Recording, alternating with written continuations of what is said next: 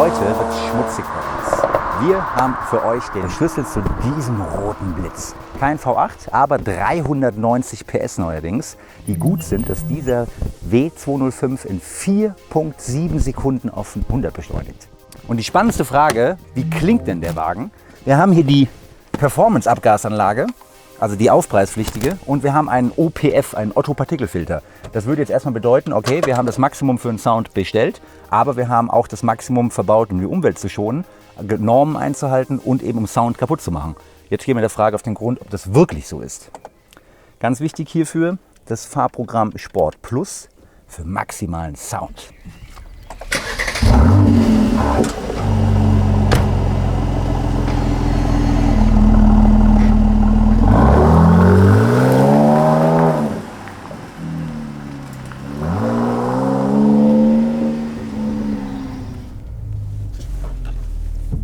Das hier sind die technischen Daten des Spielzeugs. 4,7 Sekunden 0 auf 100, abgeregelt bei 250. Jetzt 390 PS, 287 kW. Vorher hatten wir 367 PS. 520 Newtonmeter ist, meine ich, gleich geblieben. Die Effizienzklasse, logisch für ein Sportfahrzeug F, aber die interessieren uns, glaube ich, auch nicht. Da machen wir einen Daumen drüber. Also es ist Wahnsinn. Man hat trotz verbesserter Umweltfreundlichkeit, wenn man die neueste Abgasnorm erfüllt, mit eben voraussichtlichem, also weitsichtigem Einsatz des Otto-Partikelfilters, hat man nochmal mehr Leistung rausgeholt und das Emotionale trotzdem beigehalten, weil auch, wenn man hört so in Sport Plus so ein ganz leichtes Wummern im Leerlauf. Also ich persönlich würde jetzt mal sagen, irgendwie haben wir hier Fliegen im Auto. Ja, dass ich nicht geduscht habe. Ja, wahrscheinlich. Nee, jetzt kommen wir, weil wir eben so hart gearbeitet haben am Grashaufen.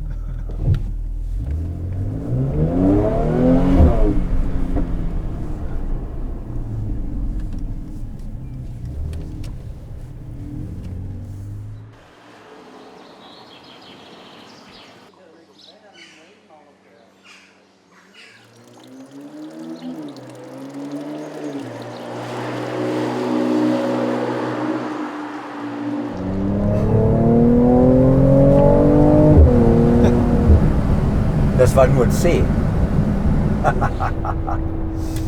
Wahnsinn. 5 Meter gefahren und man kann eigentlich jetzt schon sagen, dass gerade jetzt der neue C43 noch mal mehr AMG geworden ist denn jemals zuvor. Weil serienmäßig gibt es ein Performance-Lenkrad, hier mit schöner 12 Uhr Markierung in Rot, weil wir hier auch die roten Nähte haben. Dann rote Nähte, genauso weiterhin beibehalten worden.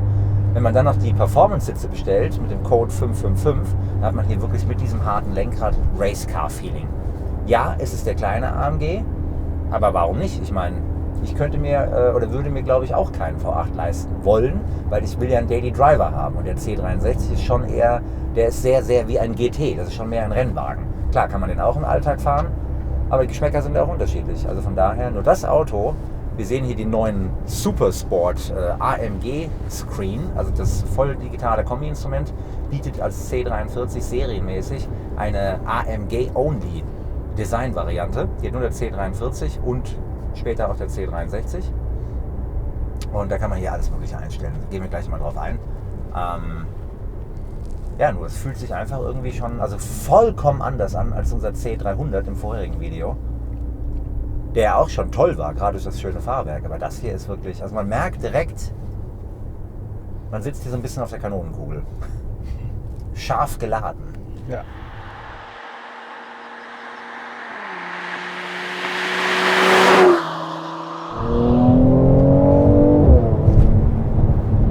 Ich weiß nicht, ob man das hören konnte. Das war nur C, Motorprogramm C, also Motorgetriebeprogramm C, Abgasklappen offen. Sagt einer, okay, ja, ist mir nicht laut genug. Man muss natürlich auch mal draußen an die Menschen denken. Ich persönlich finde das hier drin, das klang gerade wie ein kleiner Ferrari irgendwo. Also, ja. Und vor allem muss man ja auch bedenken, so wie wir jetzt gerade beschleunigt haben, so fährt man ja nicht 6, 7, 8 Stunden am Stück, dann würde man wahnsinnig werden, glaube ich. Von daher muss das Ganze ja auch ein bisschen gemäßigt sein. Aber trotzdem, wenn dann was passiert, kommt hier echter Sound raus. Weil das Wichtige ist, der Wagen hat keinen Lautsprecher oder Resonanz-Dingsbums im Auspuff. Das ist echter Handmade Sound vom Motor. Und ihr könnt ja gerne mal zurückspulen auf den Kaltstart. Ich glaube, der sagt schon alles.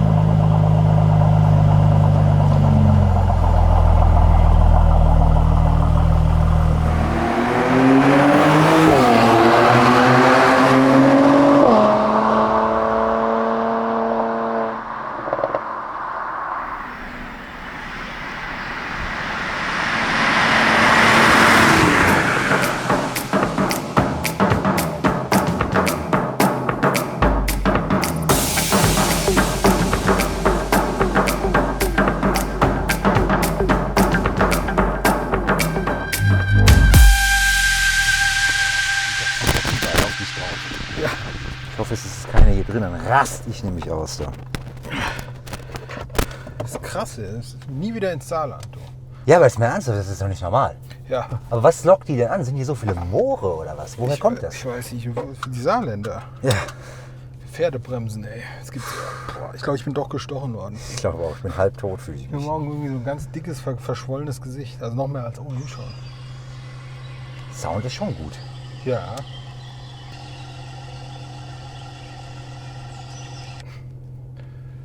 Sehr schön. So. Aber das war schon Romantik hier. Ja. Romantik. Das ist was für ein Muttertag auch. Das kannst du am Muttertagspost. Ja, der war ja dummerweise schon. Nee, ja, nächstes Jahr. Ah, sehr gut. Immer an die Konserven denken. Das ist nämlich auch was ganz Wichtiges, wenn man nämlich hier in dieser Bloggerei, Ja. was so ein bisschen klingt wie Metzgerei, übrigens immer Safety First. Ja. Und das Schlimme ist die Farbe der Gurte. Ne? Das ist so ein Ja, bisschen das Wermutstropfen. hat hier im Auto schon böse uns aufgestoßen, weil wir haben ja hier die rote 12 Uhr Markierung, wir haben die roten Nähte. Und ein rotes Auto vor allem. Und ich glaube, dass das Auto einfach hätte rote Gurte gehabt, aber es gibt einen Wegfallcode, der nur rote Gurte wegfallen lässt. Weil man kann nämlich, glaube ich, auch die roten Nähte wegbekommen in einer einzigen Ausstellungsvariante. Deswegen hat hier extra jemand die roten Gurte wegbestellt. Warum? Keine Ahnung. Blinker, Schulterblick und dann ganz wichtig, Floren.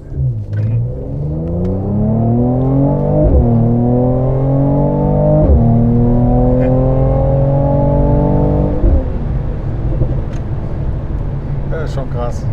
Ja, vor allem, was er für eine Straßenlage hat. Ja. Das war jetzt Sport Plus.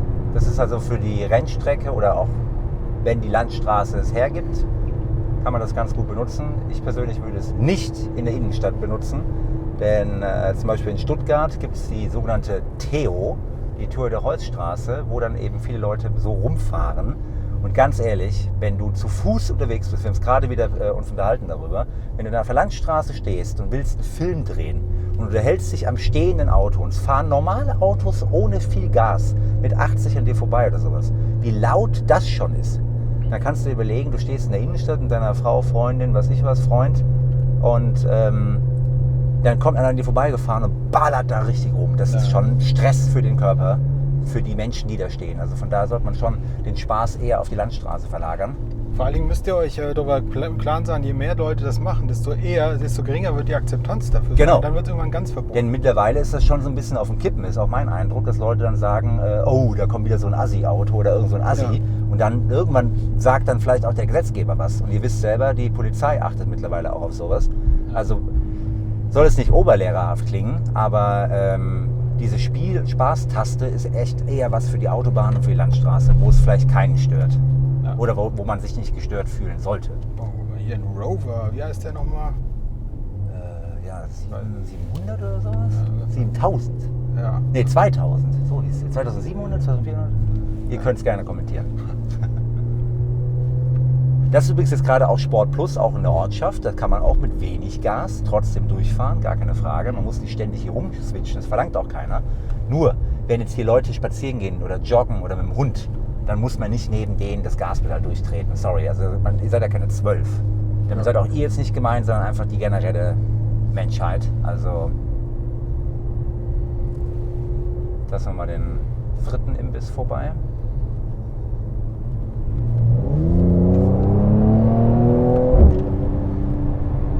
Boah, starke Straße.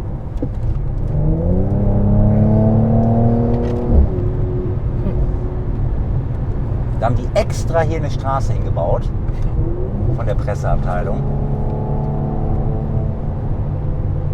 Geil, Handy am Ohr. Da ist dann die Frage, was ist gefährlicher? 20 km/h zu schnell fahren oder Handy am Ohr? Ja. Ich würde fast sagen, das Handy am Ohr.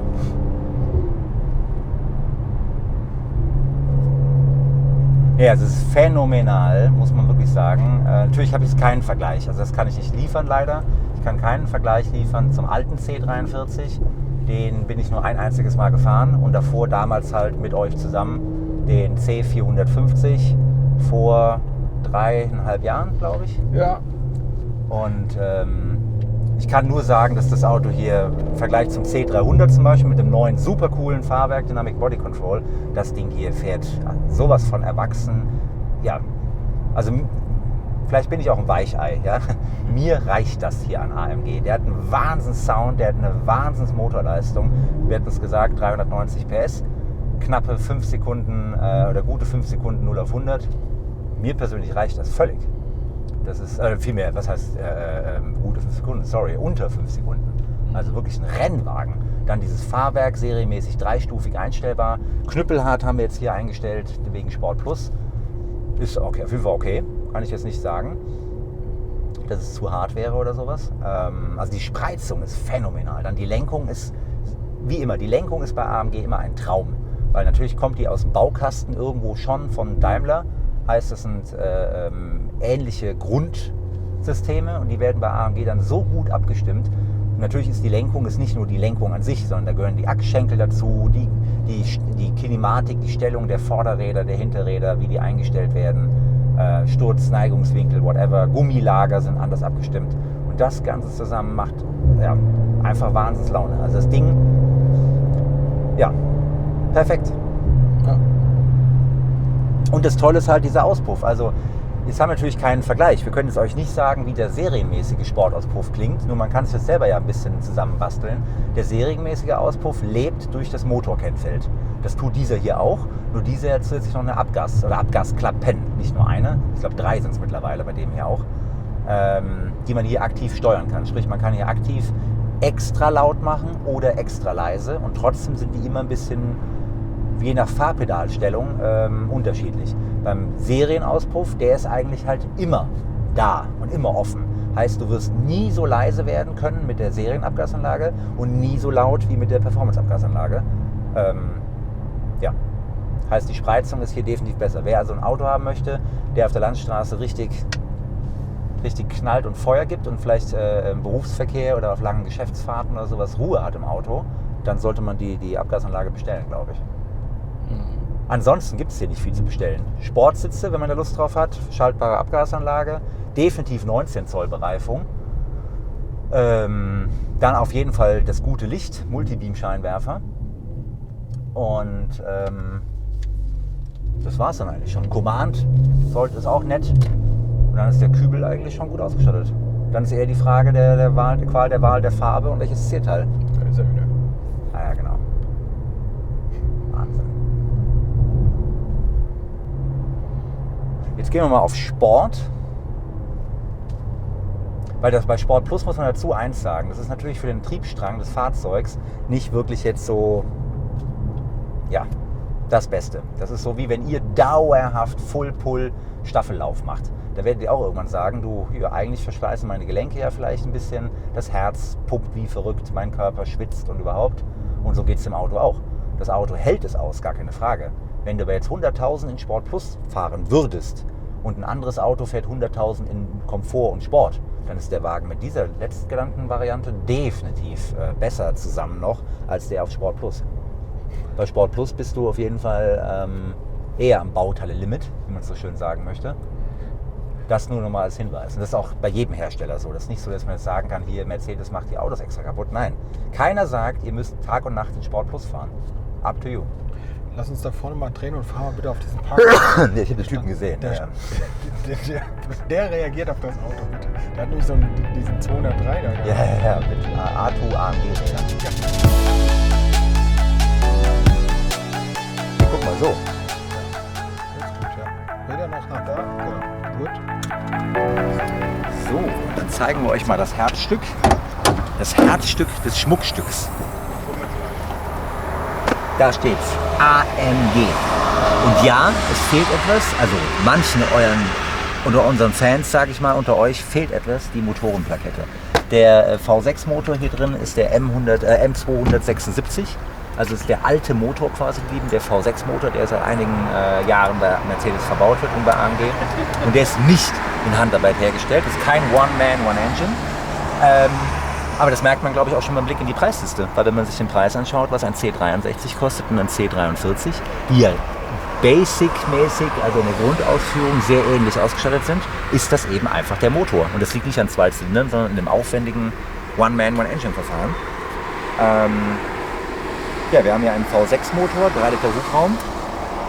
AMG hat nochmal ein paar PS rausgekitzelt. Trotz Einführung des Euro 6 Temp D Abgasverfahrens, was einen Otto-Partikelfilter vorschreibt oder vorsieht, um einfach da wirklich das Maximum rauszuholen an Umweltfreundlichkeit.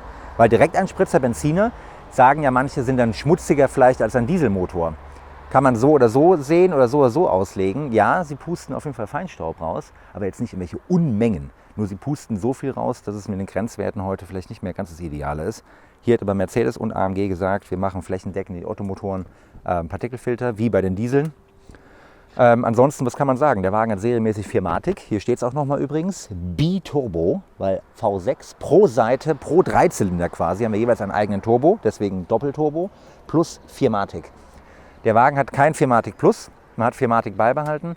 Der alte Antrieb 4-matic ist hier starr, hat in der Verteilung 31% auf der Vorderachse, 69% auf der Hinterachse. Das heißt sehr dynamisch heckbetont ausgelegt. Also eigentlich fährt der Wagen sich wie ein Hecktriebler. Nur du hast trotzdem den Vorteil, du hast immer Grip an der Vorderachse mit dabei. Heißt 4 Räder, wenn 2 Räder nur Grip haben, hast du trotzdem mehr als beim normalen Fahrzeug. Das kommt im Performance-Anspruch schon sehr gut gelegen. Alu, Leichtbau. Der Wagen hier hat übrigens die 19 Zoll Bereifung, Sonderausstattung verbaut. Und wie ihr schon gesehen habt, denke ich mal, sofort das ganz neue Raddesign, was AMG dem 43er und 53er Fahrzeugen spendiert hat. Das ist so ein Stimmgabeldesign und das ist die Nachfolgefelge quasi von der vorherigen C43-Felge, die ja jetzt für die AMG dann exklusiv angeboten wird. Also hier hat der C43 oder auch der E53 ein exklusives Rad, was es nicht für den 63er geben wird, also ein Erkennungsmerkmal. Man sieht hier auch leicht versteckt diesen Kragen, also man hat hier ein aerodynamisches Design. Kommen wir auch direkt zum Thema. Der C43 baut natürlich optisch auf der AMG-Line auf. Das heißt, wir haben hier auch diesen Air Curtain, dass die Luft hier vorbeigepresst wird und um dieses Rad herumgeführt wird, so also der Luftwiderstand deutlich reduziert wird, speziell im Vergleich zum Vorgänger. Und es sieht noch richtig cool aus. Und beim C43 hat man nämlich hier noch lackierte Designspangen auf dieser Luftführung. Die sind hier, weil der Wagen Night-Paket hat, sind die hier schwarz. Normalerweise sind die dann seiden-matt silber. Man hat hier sogar noch einen Flick, was nochmal die Luftführung beschleunigt und vor allem das sportliche Design betont. Man hat eine deutlich stärkere Spoilerlippe verglichen zur AMG-Line. Also der Unterschied zwischen AMG-Line und C43 ist deutlicher als früher. Man hat auch hier eine andere Gitterstruktur übrigens. Übrigens im Saarland sind überall blöde Pferdebremsen. Da müsst ihr echt aufpassen, wenn ihr hierher fahrt. Das ist irgendwie ganz merkwürdig. Dann die größte Neuheit eigentlich bei dem Auto und ich finde es wirklich mega cool, dass das so gemacht wurde. Man hat den Twin Blade Kühlergrill, den 2-Lamellen Kühlergrill, hat man vom C63 weggenommen und hat ihn jetzt dem Entry Performance Fahrzeug gegeben. Das hat man ja schon beim E53 Coupé gesehen und Cabrio. Also der C43 ist jetzt von vorne noch krasser als AMG erkennbar als bisher. Und der Diamantkühlergrill, den gibt es in der AMG-Line. Ich persönlich finde das die richtige Entscheidung, weil so sieht der Wagen einfach deutlich sportlicher und in Klammern auch dezenter aus. Denn der Diamantkühlergrill, der war eigentlich nie wirklich sportlich. Der ist eher ein bisschen luxuriös, würde ich sagen, und nicht sportlich. Und so sieht der Wagen wirklich von vorne tipptopp aus. Das Einzige, was ich jetzt sagen würde, es wäre schön, wenn der Grill in diesem Silver Shadow galvanisiertem Lack lackiert wäre. Das fände ich noch das i-Tüpfelchen. Aber das kann da der Kunde selber machen vielleicht.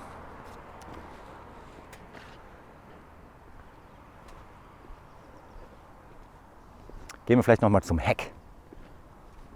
Weil man sagt ja, ein schöner Rücken kann entzücken und das ist natürlich beim Auto ganz genauso.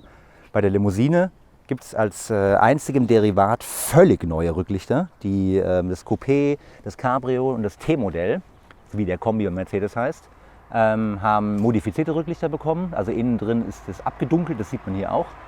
Es ist schon fast in schwarz gehend.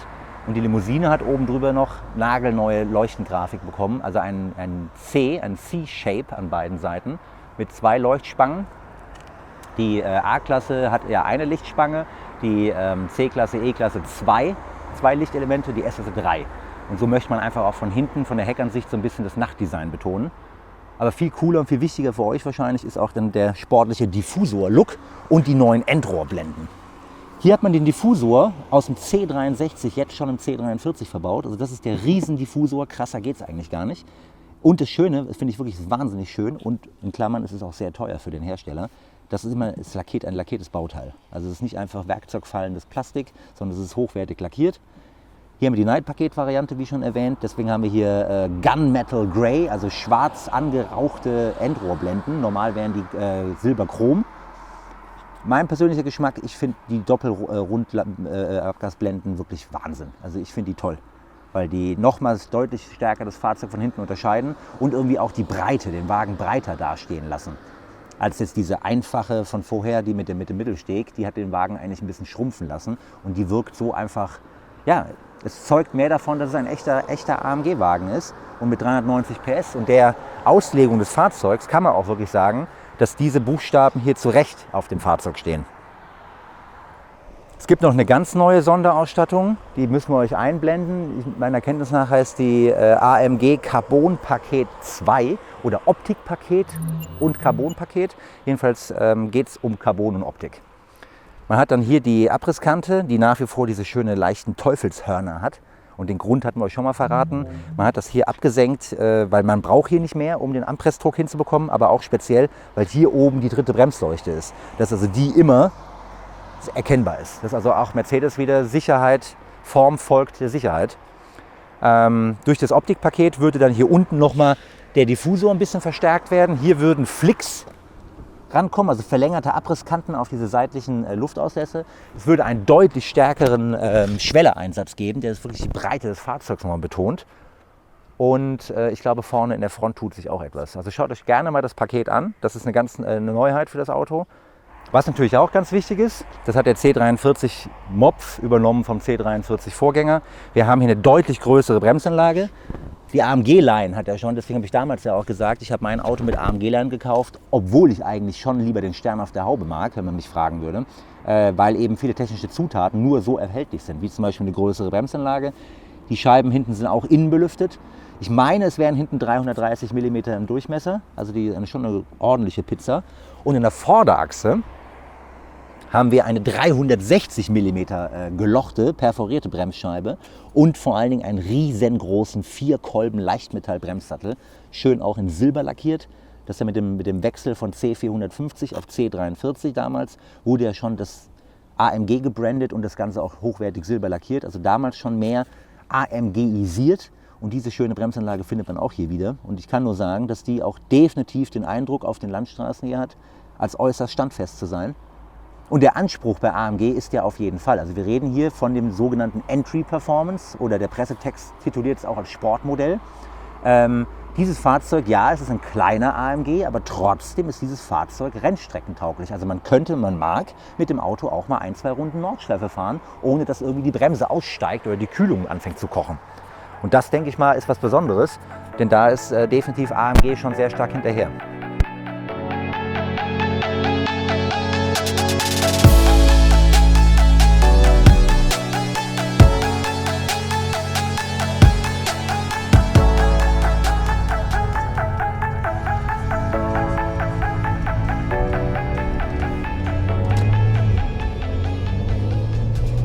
Ja, Wahnsinn. Durch das Rumgeballere und in der Sonne stehen und durch die Abstrahlwärme des Motors wahrscheinlich, haben die Vorderreifen 43 Grad. Wie schnell sind wir denn gerade?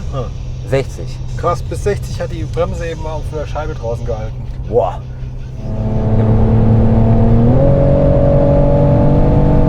Fahren wir V-Max. Oder? Wenn das hier geht? Ja, klar. Ja, die Frage ist, was die Leute hier machen. Ja, sind schon bei V-Max. Ja? Ja, guck. Was? Boah. Also, wenn der rausfährt, dann... Nein, ich passe schon auf. Ja, die Typen sind aber...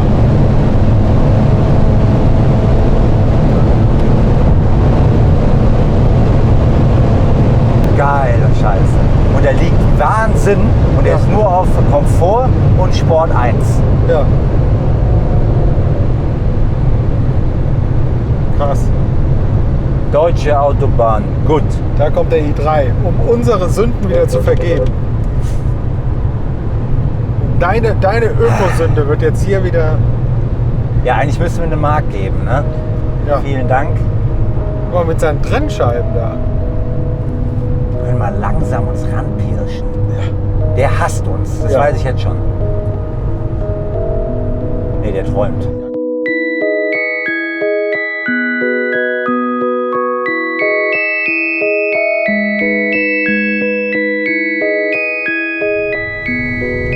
Tolles Auto. Krass.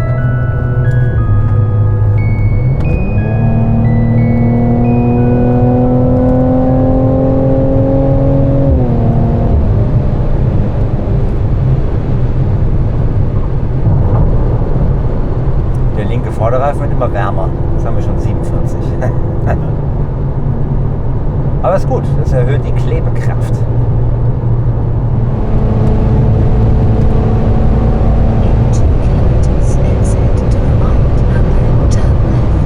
Warum fährt der links? Tja. Ist er dumm oder was? Das Ja. war ernsthaft. Dumme Leute, sorry. Aber ich weiß ja nicht, woher das kommt. Ich fahre einfach mal links und dann mit 100 oder sowas, ne? Aber wir mussten ja rechts raus, also von daher nicht aufregen bitte. Wir haben nicht rechts überholt, wir müssen nämlich hier raus. Ja. Und da können wir jetzt leider auch nicht auf den Toyota Rücksicht nehmen. Das ist dann leider...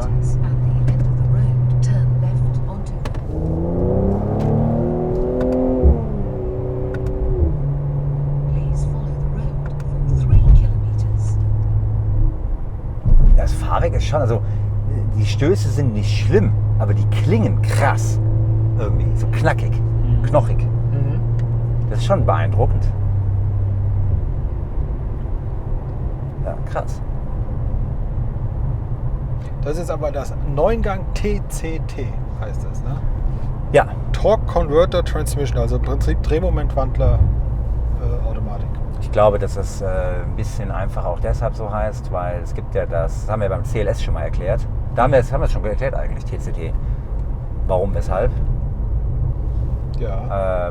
Weil es halt eben ist die Frage, wie man es auslegt, wie mit dem Motor. Das ist halt ein Mercedes-Getriebe, was von AMG in seinem Kennfeld und in der Software, weil das steckt halt heute dieses Wunder in der Regel drin, nochmal optimiert wurde. Und man hat, ich habe jetzt die Zahlen aus dem Pressetext nicht im Kopf, nochmal ordentlich Schaltzeiten rausgeholt.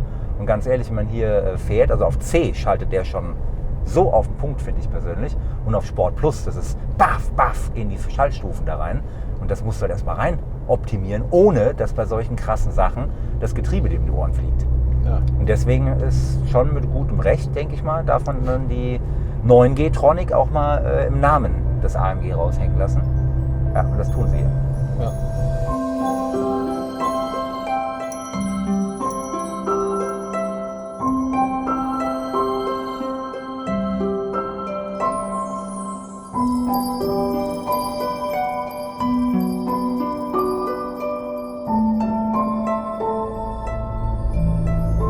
Geht hier Ja, was? ist frei.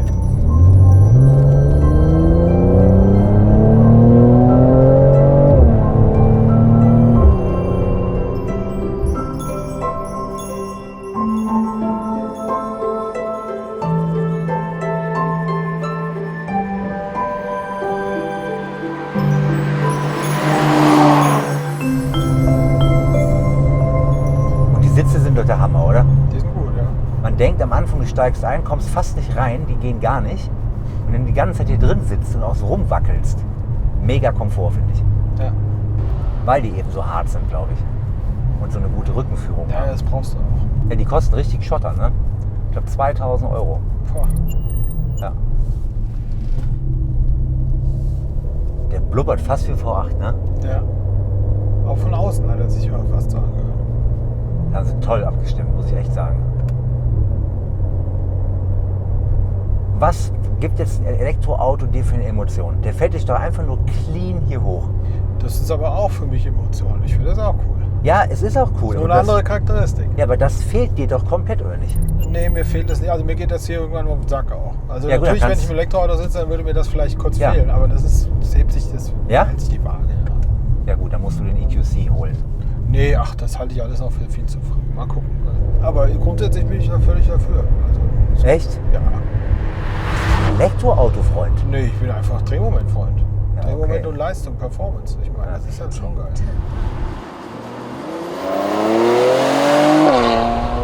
Ja gut, das ist halt das Geile. Der EQC hat ja auch eine Aber du hast recht, dass es nicht zu allen Autos passt einfach. Also es gibt Autos, da hätte ich mir schon viel früher so einen Space-Antrieb gewünscht. Das ist zum Beispiel die S-Klasse. Da sehe ich es zuallererst eigentlich. Ich sehe es. Ja. Da fand ich den AMG schon immer.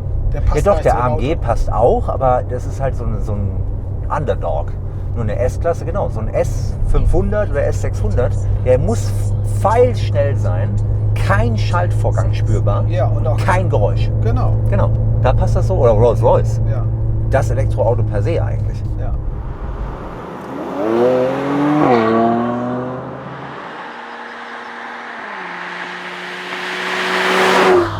Ich finde das geil, dass er den auf C schaltet, er nicht so nervös und blubbert eigentlich noch tiefer. Finde ich ganz nett. Ja. Und jetzt bist du schon bei 1000 Umdrehungen der 9. Stufe. Hier. Ja.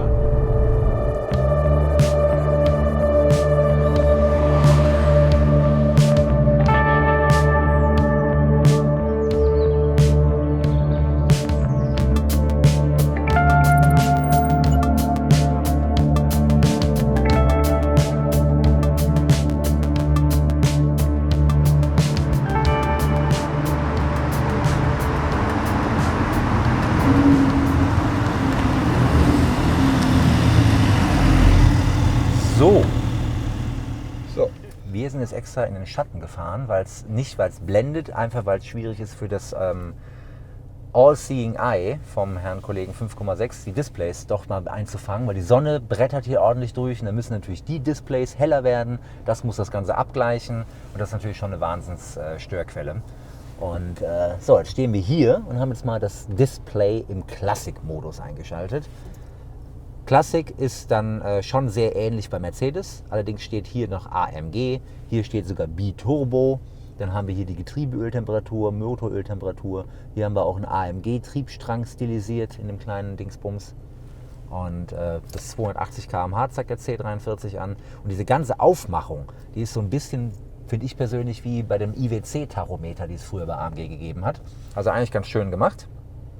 Wir können aber auch jetzt auf den Sportmodus gehen.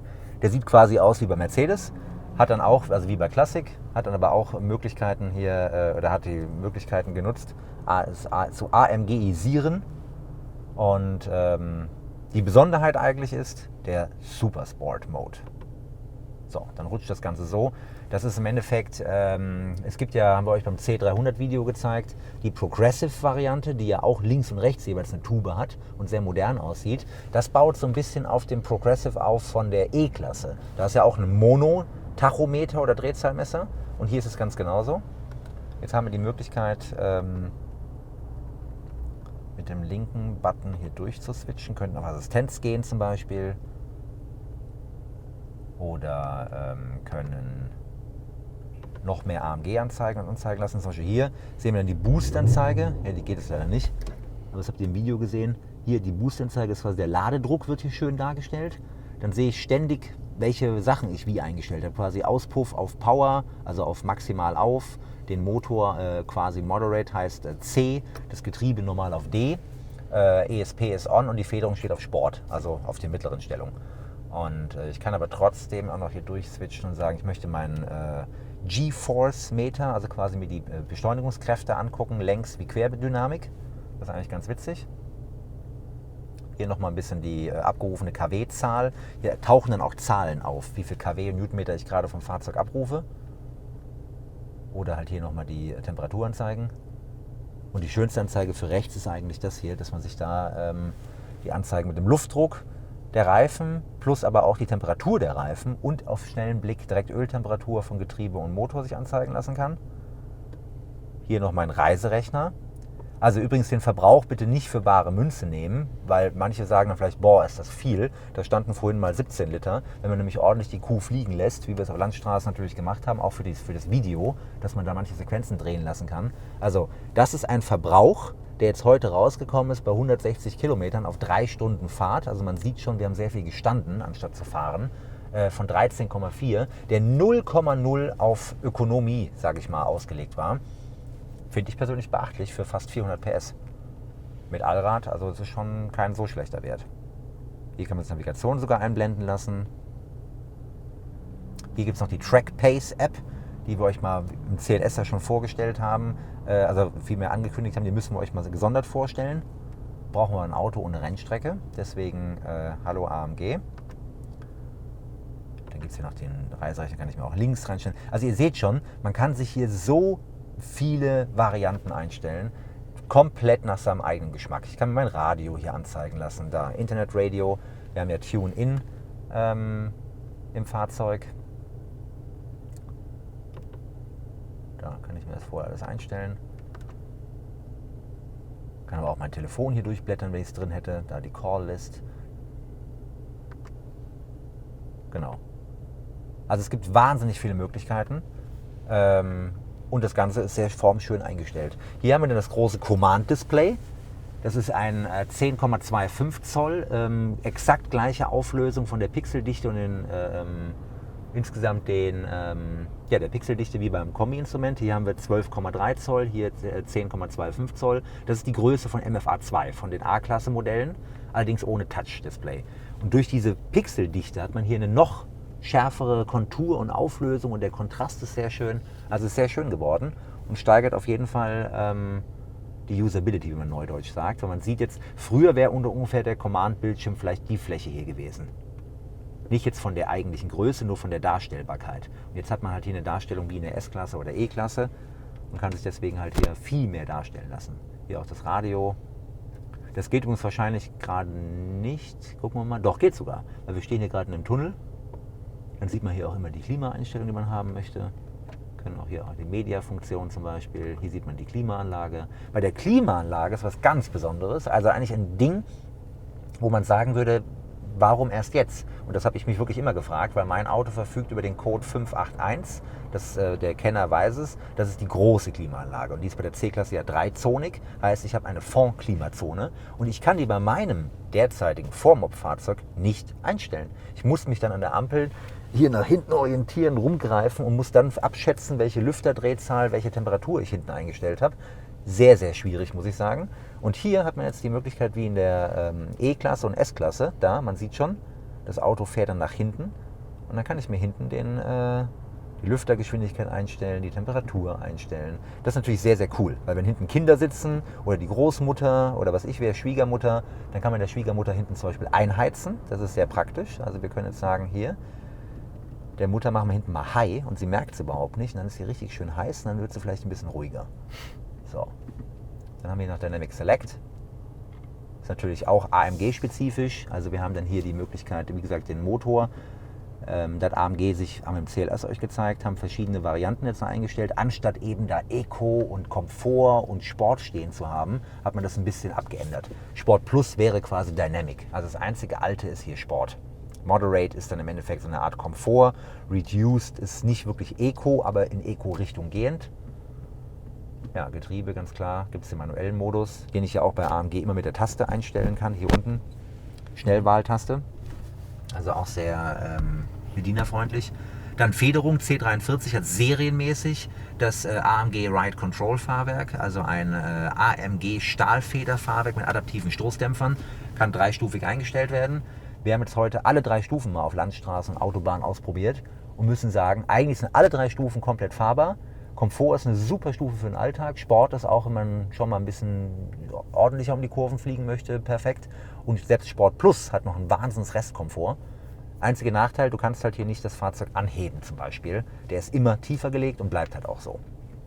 Ja, und hier halt noch zu guter Letzt gibt es noch den Auspuff. Den kann man halt offene Klappe, also häufig offene Klappe oder eben weniger häufig offene Klappe, kann man das übersetzen. Ja, und ESP gibt es halt On und Off. Genau. Und dann gibt es natürlich wahnsinnig viele andere Funktionen. Das switchen wir mal ganz schnell mal durch. Hier Track Pace, wie gesagt, klammern wir jetzt mal aus. Hier kannst du halt die ganzen Sachen einstellen. Das ist alles bekannt für jemanden, der eine E-Klasse schon fährt oder eine S-Klasse. Der kennt das eigentlich alles schon. Ist alles nochmal schöner dargestellt und nochmal ein bisschen besser bedienbar. Hier kann man sich auch dann den Kraftstoffverbrauch anzeigen lassen. Hier sieht man schon, im Stadtverkehr eben hatten wir hier, ne? Sprechen wir besser nicht drüber, die letzten 10 Minuten, aber danach waren wir eigentlich immer hier, sehr häufig sogar deutlich unter 10 Liter unterwegs. Also der Wagen ist schon Müssen wir mal ausprobieren. Dann hier die Lichteinstellung, Ambiente-Licht. Ist natürlich auch klar, dass der Wagen hier gerade in Racing Red. Wir haben aber hier die Möglichkeit, wirklich das Auto in 64 Farben. Da. 64. Und ich werde nicht müde, ich kann es nur nochmal wiederholen. Theoretisch könnte da jetzt auch stehen 256 oder 16,7 Millionen, denn du hast hier das komplette, heißt das RGB, ne? Das komplette Farbspektrum, nur man muss halt wirklich mal die Kirche im Dorf lassen. An diesen kleinen Lichtleitern hier oben kann kein Mensch 16 Millionen Farben unterscheiden. Also du würdest 10.000 oder 100.000 Mal klicken müssen, um da eine andere Änderung zu haben. Und deswegen hat man sich dazu entschieden, wir machen 64. Ja. Die nächste Stufe wird wahrscheinlich sein, dass es hier keine... Eigentlich muss die Zahl nur weglassen und muss das stufenlos machen. Dann kann man hinwischen, wo man will, dann hast du quasi 16 Millionen Farben. Also das ist eine sehr coole Sache. Und dann kann man halt hier die Sachen einstellen, die es sonst auch immer so gibt. Keine Ahnung. Alles Mögliche. Dann gibt es noch die Fahrzeugeinstellungen, Winterreifenlimit zum Beispiel. Hier Gurtanpassung bei Pre-Safe. Automatisch einklappbare Spiegel. Genau. Also kurzum, das Auto ist wirklich komplett ein ganz neues Auto geworden. Klar, man erkennt sofort, es ist weiterhin der C43, aber mit dem schönen Lenkrad, mit der neuen Grafik hier vorne. Deswegen wählt auf jeden Fall, wenn ihr das Budget über habt, das voll digitale Kombi-Instrument. Da hat man momentan wirklich die größten Spielmöglichkeiten und Einstellmöglichkeiten. Ja, und ansonsten kann ich jetzt nur sagen, ich weiß nicht, ob der Kollege sich anschließt, also das Auto hier, ich würde ihn sehr gerne mitnehmen. Leider müssen wir ihn jetzt abgeben, weil hier endet unsere Fahrt. Und wenn wir jetzt nicht im Tunnel stehen würden, würden wir natürlich aufs Auto, und wenn der Wagen nicht rot wäre, würden wir natürlich definitiv unseren 5,6 Aufkleber hinten draufkleben.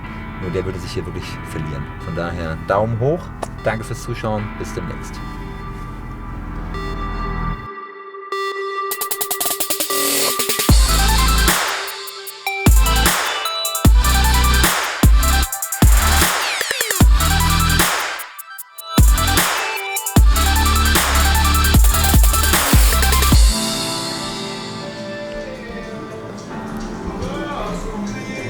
Jetzt sind wir mit euch nochmal hier an die größten Merkmale der C-Klasse gegangen. Oder die größten Merkmale der neuen C-Klasse können wir euch hier nochmal zeigen.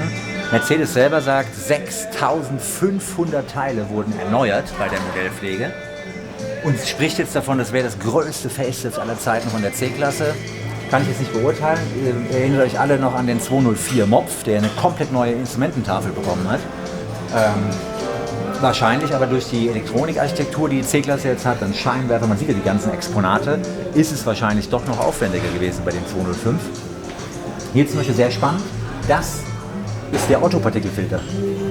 Das ist der Monolith, der quasi den geringen Anteil des Feinstaubs vom Benzinmotor wegfiltert. Sagenhaft, Mercedes baut serienmäßig in alle Otto-Motoren ein, im Diesel ja schon lange, ist ja Pflicht. Hier das neue Head-Unit-Display. Dann ganz spannend, die Fahrzeuge haben neuerdings auch bei AMG, wir haben es euch auf dem C300 gezeigt, haben Aero-Design-Felgen. Das heißt, sie versuchen eher eine geschlossene Fläche darzustellen, um eben nicht so viel Verwirbelung zu haben. Und hier hat man versucht, wenn man jetzt nah rangeht, sieht es ein bisschen spacig aus, sage ich jetzt mal. Wenn man weiter weg geht, sieht die Felge aber sehr intelligent aus, weil die eigentlich aussieht wie eine 5-Speichenfelge. Und man sieht diese riesen Dinger hier gar nicht. Also, wenn es wirklich hilft, okay. Hier sehr spannend, das ist das gesamte Bauteil der Stereokamera. Und das war dann früher ungefähr so. Und jetzt sieht man diese kleine Kamera. Hier ist mein Finger. Eine mega kleine Kamera, zweimal.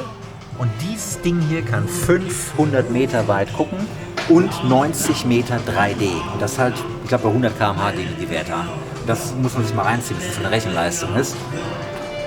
Dann sehr schön, es gibt neue Zierteile. Wir haben euch das Zierteil gezeigt, offenporig, Eiche, gräulich. Hier sehr schön, muss ich sagen, darüber sprachen wir. Das ist Walnuss offenporig. Sieht eigentlich richtig spannend aus, weil es fast aussieht wie so die Bambusgeschichte. Aber dieses offenporige, also ich finde das ganz schick gerade.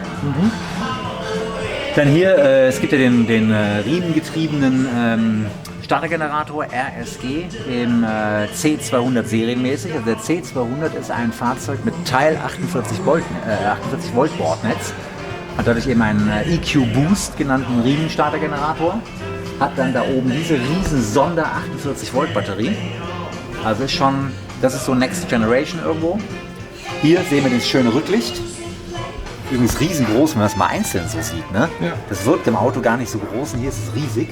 Und hier noch größer. Das Magic Auge. Wahnsinn. Echt Wahnsinn. Ja, und hier ganz besonders, das ist ein Federbein von der Vorderachse mit dem neuen Dynamic Plus. Stoßdämpfer, Federung, also eigentlich ein ganz normales Federbein. Hier oben das Domlager. Nichts Besonderes in dem Sinne, allerdings hier ist ein Doppelventilblock. Sprich, man kann zweistufig Sport Plus einstellen, dass hier innen drin die Ölflüssigkeiten und Hydrauliken anders abdämpfen. Und dadurch hast du ein Fahrzeug, was eigentlich drei Fahrzeugen entspricht. Sänfte, sportlicher oder eben, wenn du da die Schwiegermutter an Bord hast oder alleine fahren willst, knüppelhart. Das neue Lenkrad. Und was man gar nicht vergessen darf, ist das Teil da. Die Hermes Control Unit. Das ist nämlich quasi, hier sind die 3 Antenneneingänge. Diese Blackbox, die ist dafür zuständig, dass das Fahrzeug zum Beispiel Car2X-Möglichkeiten hat. Live-Traffic, das Tune-in-Radio, also die Antennen-Multisteuer-Funktionseinheit, sage ich mal, die auch LTE-fähig ist. Also da sollte man keine Gefahr laufen, dass man irgendwo nichts mehr mitbekommt.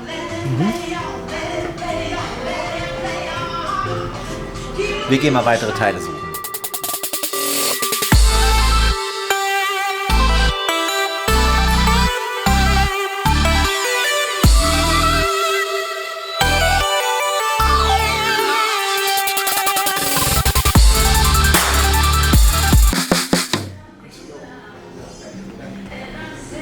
Schon geil, so ein aufgeschnittener Motor, oder? Ja.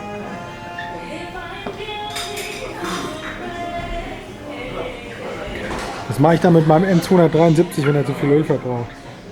Was meinst du, wie viel, das würde ich echt gerne mal wissen, wie viele Arbeitsstunden in dem Modell draufgehen? Weil du musst ja bedenken, das ist alles lackiert, auch hier innen drin. Ja. Dann zersägt, dann noch schön abgegratet, dann hier so Metallbauteile. Wahnsinn. Dann verchromte Sachen. Und wenn du hier siehst, wie klein die Ventile sind. Geil. Und dann diese Töpfe, dann hauen die da richtig rein. Du. Und geil, hier so ganz kleine Bauteile. Hier die Schlepphebel, Nockenwellen. Wahnsinn. Und dein bester Freund ist ja das hier. Von deinem V8. Ah ja, Nockenwellensensoren. Nockenwellensensoren, die sind ja bei dir irgendwie so... Die sind trinkfest. Ja, per Anno, ne? Wie viel haben sie per Anno?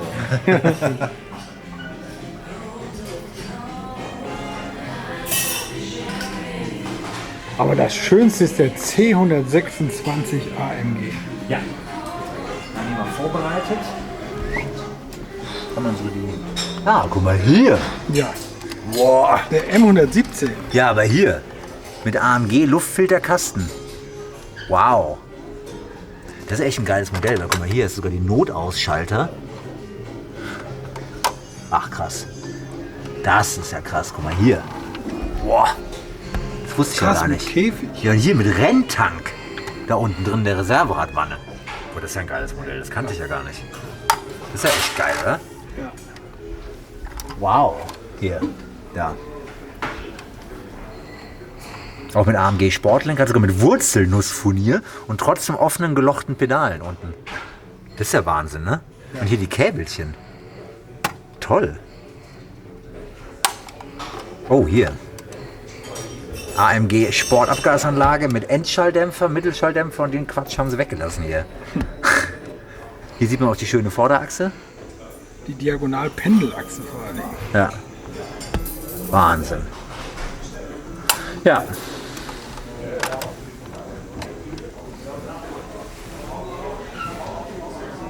Krass, sogar das Licht haben sie oben hingesetzt. Weil bei den Rennen waren hier auch. Bei den Rennen waren ja immer die Nummern zu beleuchten bei Nachtrennen. Ja, krass. Wahnsinns Detailtreue. Ja. Was würden Sie hiervon gerne mitnehmen? Alles. Vielleicht den Stern. Ja, der Stern ist nicht schlecht. Also ich würde ja schon gerne mitnehmen, da oben liegt nämlich, glaube ich, die Bibel von Tobias Moers, dem AMG-Chef da. Biblika. Man traut sich gar nicht so lange hinzugucken. Wahrscheinlich steht da alles drin, was hier so... Ne?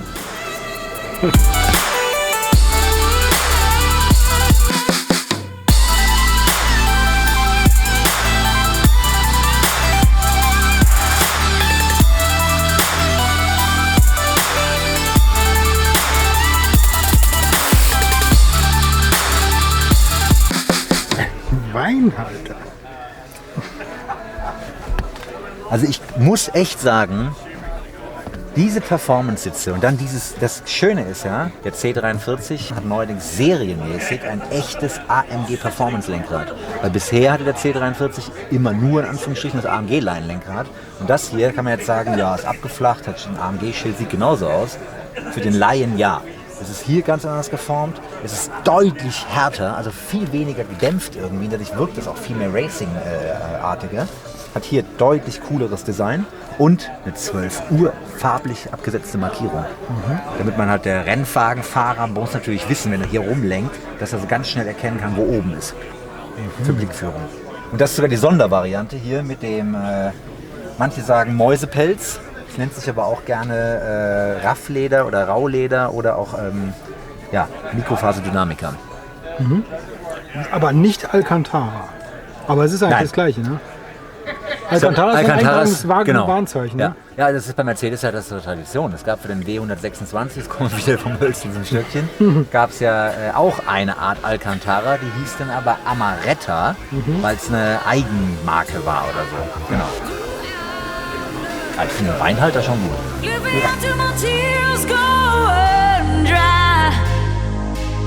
I can't stand the tears, it's just making me